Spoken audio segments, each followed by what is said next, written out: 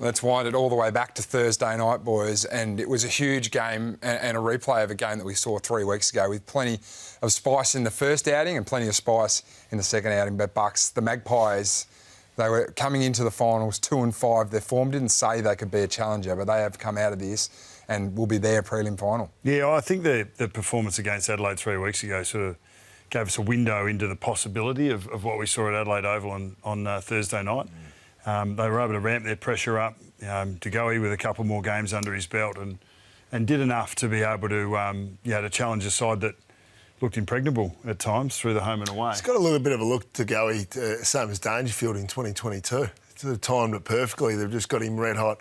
And his fitness is primed up for September. He's given them something to go. He's certainly in the middle of the ground, but they were an impenetrable wall, Geordie, Collingwood, and it was on repeat as well. Yeah, they got the game set up the way that they want to, and it was I think a coaching masterclass in a sense that they didn't accept that they were going to equalise 4 to the ball. So this vision will show that they were happy with 5 forwards ahead of the ball for themselves, which gave them space and the ability to move. But certainly in their defence, they wanted 7 defenders nearly all the time, and quite often it was either Frampton on this occasion or Darcy Moore on occasions here. And the way they got this was either through a winger engaging the high half forward from Adelaide, which meant that there was natural drop-off. But the other thing that I liked is not only is it stable defensively, so imagine trying to get through that. You ain't getting any run-back goals that Adelaide like to get through a defence. So Quaynor is the deepest numerical. Watch when they win the ball. This is to the open side, and because there's so much space between the stoppage and the spare, it means that spare can get involved on offence. If you have a high spare on occasions with Adelaide, which Adelaide did, if that spare then gets the ball, he's consumed by congestion. I think quite often they had the spare defender and he was able to be stable in terms of the drop-off, but certainly on offence he was able to be aggressive. You mentioned Darcy Moore. It was an incredible game by the Collingwood captain. 9 intercepts, which is the most ever in a final. He single-handedly stopped Adelaide's score in the first half. Yeah, nine intercept marks. They had 28. They had 12 in the first quarter. So when you're looking for positive signs on the road and you've set the game up the way that you want to set them up, and then he has a game, and I was really impressed because early on he took an intercept mark and went for a switch kick and it didn't turn out, and the Adelaide boys came for it. And they got a goal out of that, Adelaide. They got a goal, so Dawson got the goal out of that one, but then he was able to settle. He lost that contest against Tex Walker. Before that, so he's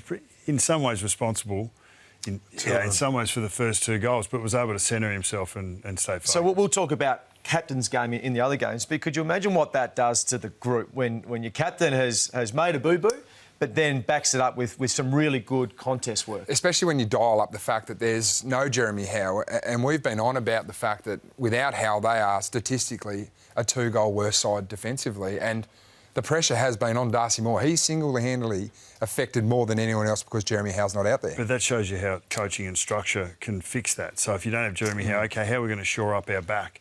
And it gives a Darcy Moore more confidence to go for his marks, because if it comes to ground, you've got the extra number there somehow. Did you guys play with that a bit, did you? Called it the nude? We'd play nude. That would be Alex Rance, who would play behind the ball. The 1v none behind the ball. That came from us, did it?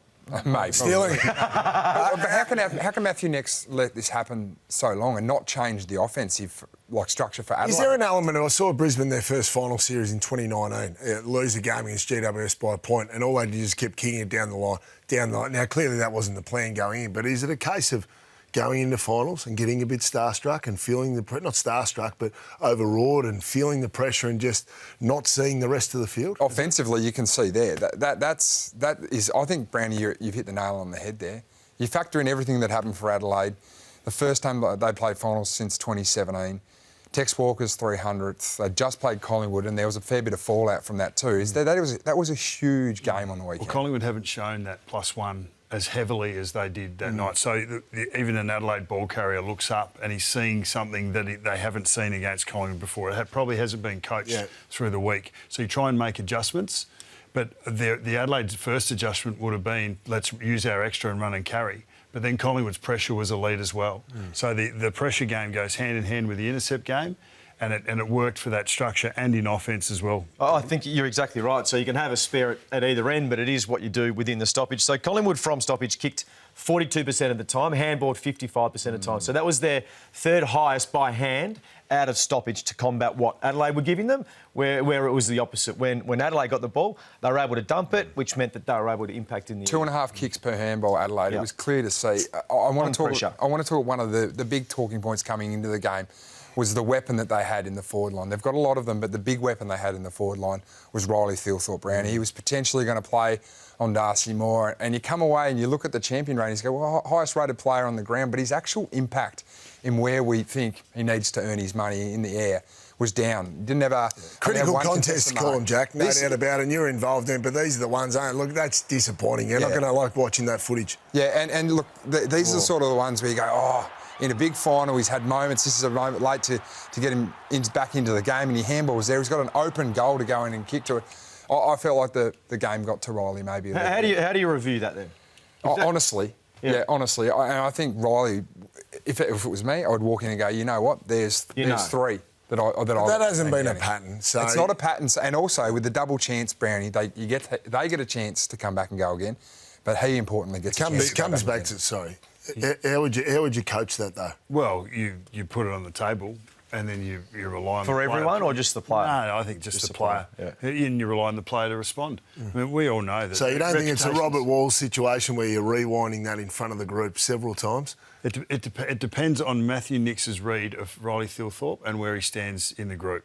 Because in the end, not so where he stands, but how he would handle it. Yeah. What's going to get him to bristle to be able to fight back? It might be just enough. He might already have seen those edits in his own tape and gone, well, maybe the Hawthorn are going to watch out with who ends up rolling out. But he will be up against Barras and Battle and potentially Weddle that's coming across. So it's not going to be any easier. But, he'll definitely want to respond, given, as we just said, the reputations are made in finals. It's disappointing because presence is what you need from key forwards in finals, so that's not presence. But, I'm sure he'll fight back. He looks to me like he's got character. The challenging thing for me, for Adelaide, was obviously the three most important players, Jack. One sitting in the grandstand. Isaac Rankine. Dawson, the captain, was kept... Isaac Rankine, of course. Dawson was kept below his usual standard, and then Thilthorpe turns in a performance like that. So it makes it really hard. And if we want to go to the midfield, let's just go to the old paper test, the old name test, put them side by side. This is the most concerning thing for me. So, yes, Rankine's not in there, but I put those names on the whiteboard in front of me. I go... How does Adelaide compete? How many ticks do you see from Adelaide in that game the other night? Well, I reckon there's one. I reckon Rory Laird, who hadn't played midfield all year, hadn't attended centre bounce. Yeah. They had to throw him in there. He's probably the only tick out of that game. Well, that's right, but he might be offset by De Goey. He might be offset by Pendlebury. He might be offset by Long.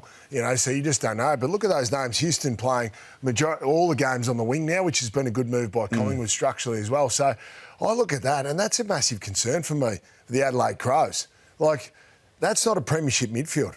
Right there. Now, I'm happy to be proven wrong in 3 weeks' time, but I can't see that midfield holding up a premiership cup, especially without Isaac Rankine. How important's Dawson there then? Because he's the star. No Rankine, obviously, as well, but he's the star, and he had a flat one as well. Do you think, not to look ahead too much, but they play Hawthorn, and Sam Mitchell would have to be looking at that. Like, he's not a big tagging coach.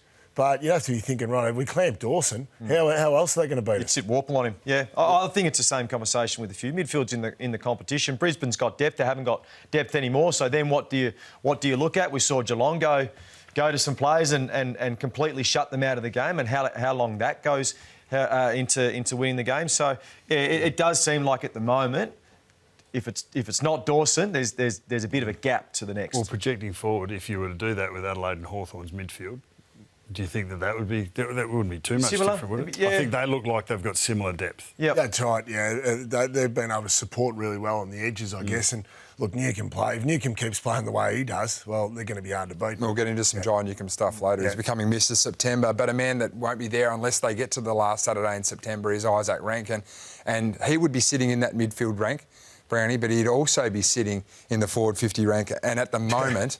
They are a completely different side, especially at forward 50 stoppage. You see there, 19 points when Rankine played, and they're the two sample sizes that we've seen. And glaringly in that game against Collingwood, they had no movement whatsoever. It takes at away 450. one of your greatest strengths, isn't it? And that's not normally a heavy scoring area of the ground, No. is it, from forward 50 stoppages? So 19's a big number. And you don't need to go far back to look at his performance against Hawthorn to see him impact on the scoreboard in forward 50 and was potentially the difference in that game. So he's not going to be there for that. I wonder how much the week. I mean, they will know internally, or the 2 weeks leading into this game had sucked the energy out of the group. I mean, because you can understand a smaller 2-team town, only 1 team now, the media circus around it and how much that consumed the Adelaide playing group, and maybe that contributed to a relatively flat performance on the week.